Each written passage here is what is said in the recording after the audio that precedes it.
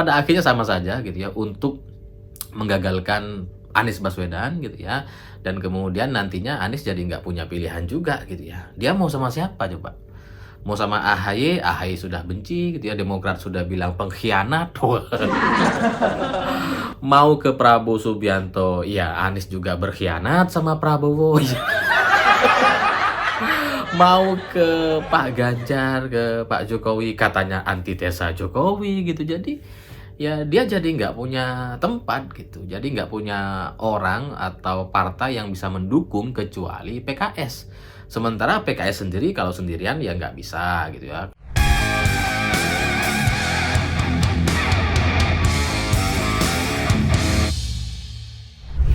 Selamat malam semuanya. Hari ini Caimin dipanggil oleh KPK setelah sehari sebelumnya dideklarasikan sebagai bakal calon wakil presiden dari Anies Baswedan. Ini ajaib gitu ya, baru jadi cawapres langsung dipanggil. Kalau Anies sebaliknya gitu ya, sebelum jadi cawapres sudah beberapa kali dipanggil KPK. Jadi pasangan antara Anies dengan Caimin ini adalah pasangan KPK. Sama-sama dipanggil KPK gitu. Tapi dari berita yang saya baca hari ini yang kemudian menyebut bahwa Caimin dipanggil oleh KPK, ya meskipun pada akhirnya Caimin bilang tidak bisa hadir hari ini karena sudah ada acara, ini jadi sedikit mengubah atau mengoreksi analisa saya sebelumnya yang menyebutkan bahwa Caimin ini nantinya gitu ya adalah sebagai sebuah strategi jalan keluar agar Anies tidak jadi maju di Pilpres 2024. Itu analisa saya sebelumnya. Saya pikir bahwa Caimin itu nantinya akan membawa Ma'ruf Amin gitu ya. Nanti pasangannya Ganjar Ma'ruf karena menurut Caimin ya lebih pantas kayak Ma'ruf, lebih senior, lebih berpengalaman dan sebagainya. Jadi ya akhirnya Anies akan batal gitu ya. Tapi kalau kemudian sehari setelah deklarasi Caimin dipanggil oleh KPK, kayaknya deklarasi Anies Caimin kemarin itu bukan sebuah deklarasi jalan damai. Kayaknya Caimin sendiri itu sebelumnya sudah merasa atau sudah tahu bahwa dia sedang dalam masalah. Makanya kemudian pengen buru-buru sebagai cawapres lah gitu ya. Supaya kalau jadi cawapres itu kan ya dia punya posisi tawar gitu ya. Dia sebagai cawapres nih. Jadi untuk mentersangkakan seorang cawapres itu nggak mudah gitu. Apalagi kemudian berpasangan dengan Anies yang juga sudah beberapa kali dipanggil KPK. Jadi kalau Caimin jadi tersangka, mau dijadikan tersangka gitu ya. Pesan lainnya, ya Anies dulu lah. Kan Anies lebih dulu yang dipanggil gitu kan. Masa Caimin yang dipanggil duluan malah jadi tersangka duluan sih ya.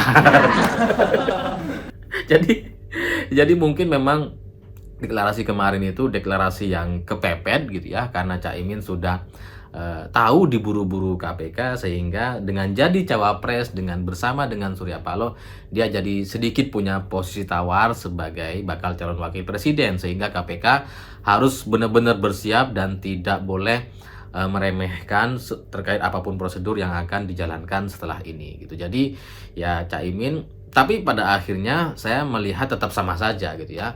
Meskipun analisanya agak berbeda, yang sebelumnya saya pikir wah ini untuk menggait kayak Ma'ruf untuk menjadi cawapres ditempatkan oleh Caimin kira-kira gitu ke PD Perjuangan gitu ya.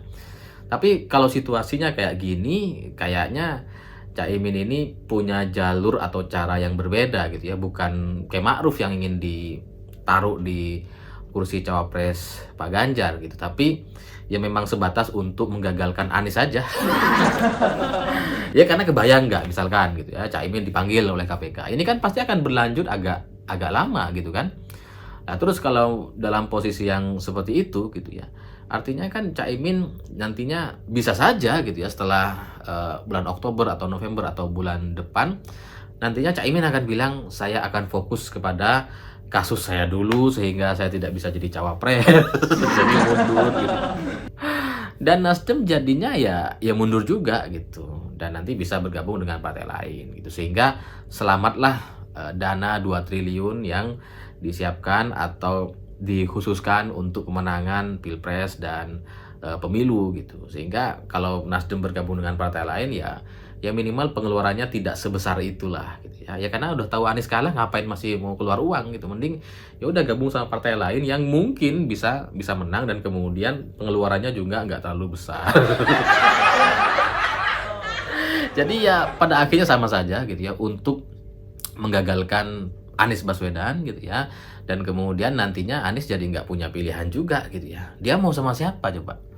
Mau sama AHY, AHY sudah benci gitu ya. Demokrat sudah bilang pengkhianat. Mau ke Prabowo Subianto, ya Anies juga berkhianat sama Prabowo. Mau ke Pak Ganjar, ke Pak Jokowi, katanya antitesa Jokowi gitu. Jadi ya dia jadi nggak punya tempat gitu. Jadi nggak punya orang atau partai yang bisa mendukung kecuali PKS.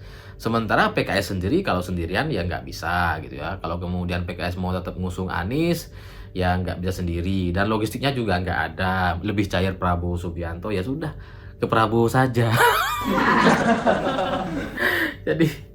Jadi ya jadi main-mainan politik gitu. Dan saya ngelihat Caimin itu ya saya nggak tahu gitu ya, apakah mereka itu benar-benar nggak tahu atau sebenarnya sama-sama tahu gitu. Saya curiga jangan-jangan Demokrat juga ya sebenarnya sudah tahu rencana ini, cerita ini, situasi ini seperti apa sudah tahu. Tapi untuk meyakinkan publik gitu ya, ya harus inilah, harus marah, emosi gitu ya. Kalau nggak ada emosinya nanti kan, loh berarti emang nggak pengen calonin Anies.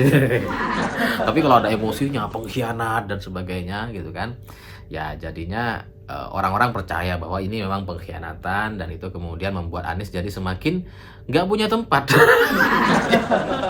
Semua dia khianati, coba bayangkan gitu ya, dari Pak Jokowi dia pindah ke Prabowo Subianto, pindah lagi kursi Surya Paloh gitu ya dengan Demokrat, sekarang pindah lagi ke Caimin. Udah nggak ada orang yang mau dukung dia ke depannya gitu kalau ini yang terjadi. Dan partai-partai lain juga pasti sudah berhitung gitu ya untuk orang-orang yang sudah mengkhianati orang-orang yang pernah dia dukung, dia bantu untuk naik gitu ya. Ya pasti kan nggak mau lah untuk mendukung Anies ini ke depan, entah itu sebagai capres ataupun cawapresnya gitu. Jadi ya ini menjadi satu jalan keluar yang baik untuk negara ini karena kita jadi tidak punya ruang dan tempat kepada Anies Baswedan untuk posisi apapun setelah ini, karena dosa-dosa yang dilakukan oleh Anies selama dia menjadi calon gubernur DKI Jakarta dengan menggunakan strategi kampanye propaganda dan politisasi agama atau isu sara gitu ya, itu adalah sebuah kejahatan di negara kita yang saya pikir tidak mungkin bisa dimaafkan oleh orang-orang yang pro terhadap demokrasi yang bersih dan baik gitu ya. Karena apa yang dilakukan oleh Anies dan kawan-kawan dan PKS pada tahun 2017 lalu gitu ya, itu terlihat sangat-sangat mengerikan, sangat-sangat mengkhawatirkan dan membahayakan bagi negeri ini karena sampai hampir terjadi penggulingan presiden dengan massa yang cukup besar gitu, dan kemarahan orang kepada etnis tertentu dengan agama tertentu itu bisa terlihat sangat-sangat luar biasa jelasnya, dan sampai sekarang masih ada dalam ingatan kita bagaimana semua itu terjadi gitu. Jadi kalau kemudian sekarang Anies bermimpi untuk bisa maju atau kemudian didukung oleh NU yang selama ini menjaga negeri ini dari politisasi agama dan isu-isu sara, bagi saya itu adalah sebuah harapan yang mustahil akan terjadi. Dan kalau misalkan ada orang-orang NU yang mendukung Anies Baswedan, saya nggak habis pikir gitu ya. Karena udah jelas, dosa-dosanya jelas, apa yang dia lakukan sudah jelas. Bahkan setelah jadi gubernur sekalipun, dengan apa yang sudah dia lakukan itu hampir nggak ada gitu ya. Ya, misalkan kalaupun ada kayak sumur resapan, kayak patung bambu, patung patu, dan sebagainya gitu ya. Itu kan adalah pekerjaan-pekerjaan yang buang-buang waktu sebenarnya gitu ya. Jadi ya ngapain kita pilih orang-orang seperti itu dengan dosa-dosa yang banyak itu gitu ya kepada demokrasi dan negara kita Indonesia ini. Jadi udahlah, dosanya banyak, nggak bisa kerja lagi. Kalau misalkan dia kerjanya bagus gitu ya, tapi dosanya ada, mungkin itu agak balance atau agak seimbang. Nah, ini udah nggak kerja, nggak bisa kerja, dosanya banyak. Mau didorong sebagai capres, mau jadi apa negeri ini gitu ya.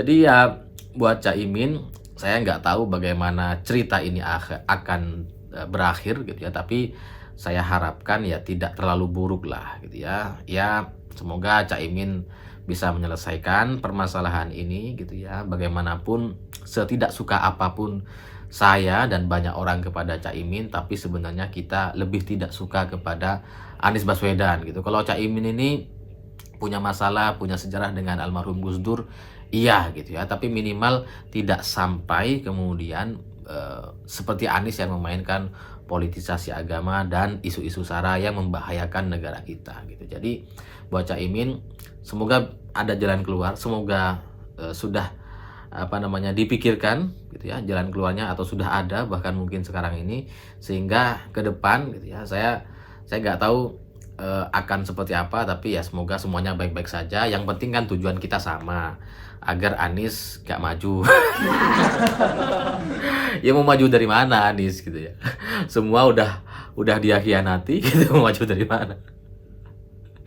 Jadi ya buat pendukung Anies gitu ya, silahkan silahkan merenung gitu ya, bahwa yang menggagalkan itu sebenarnya bukan pemerintah, bukan PDI Perjuangan, bukan Pak Jokowi, bukan Ibu Mega, karena sama sekali nggak terlibat dalam cerita-cerita ini gitu. Bagi PDI Perjuangan, Caimin itu ya tetap adalah sebuah pimpinan partai yang kapanpun Pak Caimin mau berkoalisi, itu PDI Perjuangan terbuka, dan itu yang disampaikan oleh elit PDI Perjuangan gitu. Dan bagi Pak Jokowi juga, Pak Jokowi nggak ada masalah gitu. Jadi kalau kemudian Caimin dipanggil KPK setelah jadi cawapres, sehari setelah dideklarasikan bersama Anies, ya yang menjadi kemungkinan ya cuma dua gitu. Apakah Caimin itu memang menjadi bagian dari skenario untuk menggagalkan Anies, atau dengan dipanggilnya dia ke KPK itu karena kubu Prabowo itu emosi dengan Caimin ya, karena yang paling dirugikan ya cuma Prabowo Subianto. Dengan Caimin pergi gitu ya, posisi tawar Prabowo di koalisi bersama PKB, bersama PAN dan Golkar itu jadi semakin tertekan gitu. Karena kalau PKB sudah keluar gitu, maka Golkar dan PAN bisa berbicara dan menekan dengan cara-cara yang sama. Kalau Erlangga nggak jadi cawapres, Golkar akan keluar. Kalau Erick Thohir nggak jadi cawapres, ya PAN juga akan keluar. Dan itu semua gara-gara Caimin. Caimin memberikan contoh yang seperti itu, sehingga Prabowo jadi tertekan. Nah, kalau kemudian sekarang dipanggil jadi saksi di KPK, ya itu jelas tidak ada hubungannya sama sekali dengan PDI Perjuangan Pak Jokowi, karena secara kepentingan politik sama sekali nggak ada. Yang ada cuma Gerindra, Prabowo, dan orang-orang di sekitarnya yang sangat-sangat dirugikan atau terdampak dari pindahnya Caimin keluar dari koalisi dengan Gerindra. Ya, semoga penjelasan ini bermanfaat. Saya masih ada di Semarang, dan kemarin dalam perjalanan cukup panjang, dari rumah jam 2 dini hari, terus lanjut jemput Mas Yusuf di Surabaya, lanjut ke Brebes gitu ya, syuting sampai sore, selesai pulang langsung ke Semarang, dan acara sampai tadi malam tuh sampai jam 12, cek sound, ngobrol-ngobrol dengan orang-orang yang melakukan persiapan untuk sambut hari terakhir Pak Ganjar sebagai Gubernur Jawa Tengah.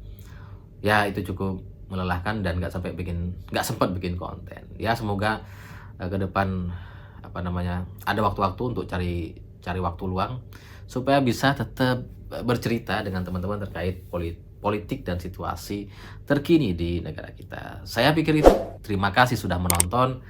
Begitulah kura-kura.